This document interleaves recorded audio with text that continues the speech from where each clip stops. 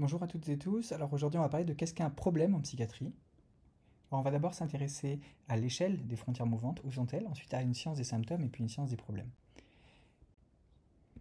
Pour commencer, on pourrait prendre un exemple, celui de la vie de mode d'emploi de Georges Perec, où le réel est fragmenté, combiné, classé, reconstruit, et en fait, en l'observant, on le transforme petit à petit, et puis le peintre qui déchire sa toile l'envoie dans cet immeuble haussmannien où la toile est refaite, et puis il y a toute une série de scènes, 99 scènes, 99 chapitres, où finalement on classe le réel, on essaie de le découper pour essayer de mieux le comprendre.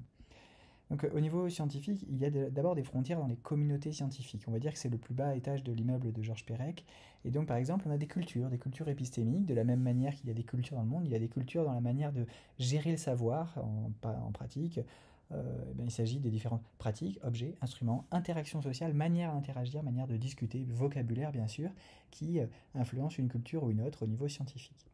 Ensuite, on pourrait dire qu'à un deuxième niveau de frontière, il y a finalement dans la pratique clinique, dans la manière même de faire de la clinique, on met des frontières. Par exemple, on est obligé de le faire puisqu'il y a une forme d'incertitude en médecine, et on a toute une littérature comme ça sur une pratique clinique fondée sur l'incertitude, et puis qui amène nécessairement à une forme d'humilité, une humilité clinique, une pratique clinique fondée sur l'humilité, notamment une humilité épistémique puisqu'on ne peut pas tout connaître donc, en termes de savoir.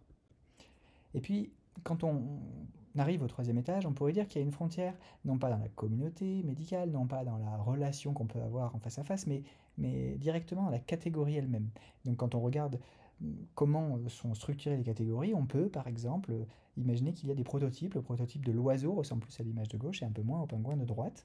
Et on a comme ça des ressemblances entre patients autour d'un même prototype. Par exemple, le prototype de la dépression, eh bien, il y a des ressemblances entre patients autour de la dépression, malgré le fait que les patients ne sont pas exactement tous similaires et n'expriment pas exactement les mêmes symptômes. Et on voit bien que au travers de ce cœur central, par exemple la tristesse de l'humeur, l'anédonie, eh bien, il y a des frontières floues. Et ce livre, par exemple, Vagness in psychiatrie, étudie comment on peut étudier justement le flou en psychiatrie. Et puis si on creuse encore plus loin, mais on s'aperçoit que oui, ces symptômes interagissent entre eux. Tous les symptômes eh ben, peuvent se combiner de différentes manières.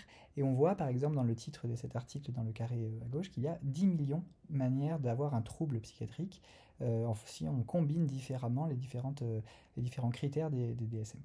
Et puis voilà, à gauche, à droite, le schéma de droite, on a ici la question des interactions des symptômes entre patients tels qu'ils les perçoivent eux-mêmes. Et enfin, si on arrive à un quatrième niveau de l'immeuble de Georges Perec, eh bien, comment seraient définissables les frontières entre symptômes? Alors, une science des symptômes, ça serait poser cette question. Et cette première question débute par la question de savoir qu'est-ce que c'est un symptôme. Alors qu'est-ce que c'est? Ça a été énormément questionné, étudié. Je vais en citer que trois, les trois en bleu qui sont au-dessus. D'abord, en épistémologie, en histoire, on voit par exemple dans des courants de micro-histoire qui vont reprendre un bol retrouvé dans un terrain archéologique et qui vont retracer toute l'histoire non seulement de la famille, de la tribu autour de ce bol, de comment il a été conçu, comment on va récupérer la terre, etc. Et bien on pourrait dire que le clinicien fait un petit peu pareil. Il récupère un symptôme et puis au travers de ce symptôme, il va en tisser toute une histoire. Il va essayer de comprendre, d'y mettre un sens. Et donc on voit qu'il y a une conception épaisse du symptôme, épaisse au sens où c'est pas juste un terme, il s'agit en fait de quelque chose qui véhicule toute une culture finalement, toute une pensée, peut-être du sens qui est sous-jacent. En psychanalyse, ça a été pensé comme ça, avec le sous-jacent qui correspond à l'inconscient, pour le dire brièvement. Et puis, dans une théorie des réseaux, l'idée que ce symptôme serait la conséquence d'un autre symptôme, etc., etc., etc. La tristesse qui conduirait à de l'anxiété, qui conduirait à des troubles du sommeil, qui conduirait à de la tristesse, qui conduirait à de l'anxiété, etc. Donc on peut avoir comme ça dans chaque courant, justement dans chaque communauté, des différentes définitions de ce qu'est un symptôme. Alors bon, on pourrait proposer une hypothèse que pour un patient donné, il faudrait différencier un problème, ce qui n'en est pas un. Et ça, cette différenciation entre symptômes et problèmes semble importante. Elle n'existe pas vraiment dans la littérature à ce jour. Et on pourrait dire que le symptôme n'est que la mousse, ce qui surnage au-dessus de la surface, donc ce réflexe, émotion, comportement, fait, événement même dans la vie du sujet. Ne pas aller au travail, c'est un symptôme comme un autre. Donc pour certaines conceptions, comme la psychanalyse, ce symptôme, en effet, c'est la mousse de quelque chose qui n'est pas là au hasard parce que porteur de sens de manière sous-jacente.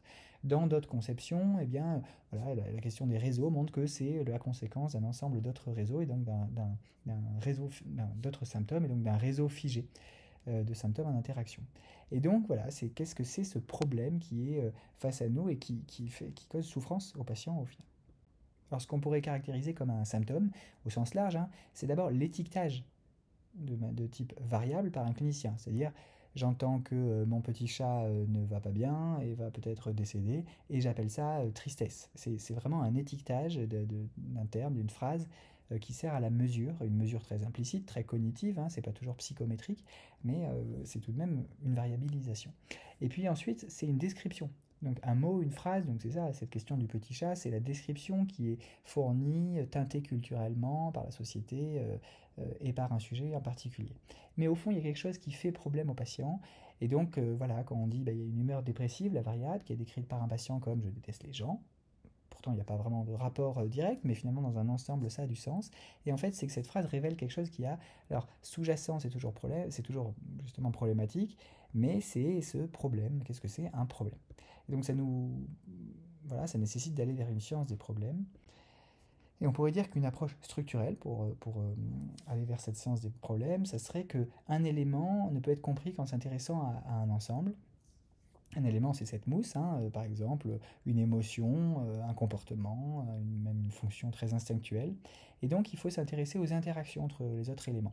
Et donc là, par exemple, sur le schéma de gauche, on voit que, eh bien, par exemple, il y a une tristesse très très très très forte, mais qui ne cause que très peu de handicap au quotidien. La personne va toujours travailler. S1, la tristesse, S2, aller au travail. Alors que des fois, et d'autres patients sur le schéma de droite, eh bien, avec une très faible tristesse, ben, le travail va être rendu impossible. Et en fait, on voit qu'il y a beaucoup plus de problèmes chez un patient alors que son symptôme est beaucoup moins fort, son premier symptôme. Donc on se rend bien compte là qu'il y a une conception des symptômes qui dépendent les uns des autres, et bien sûr ce réseau ne doit pas contenir uniquement une dualité, deux voire trois symptômes, mais sans doute des dizaines, voire des centaines, voire de manière infinie, avec des interactions qui sont de plus en plus floues et lâches au fur et à mesure que les symptômes sont moins influents sur d'autres. Maintenant qu'on a dit qu'il existait sans doute un problème, quelque chose d'un peu plus profond, eh bien, il va falloir se demander à quoi sert une science des problèmes. Tout à gauche, on voit qu'il y a une description du processus de variabilisation des symptômes. On fait une différence entre variable, symptôme et problème, et on voit que le clinicien déjà fait un travail cognitif de variabilisation.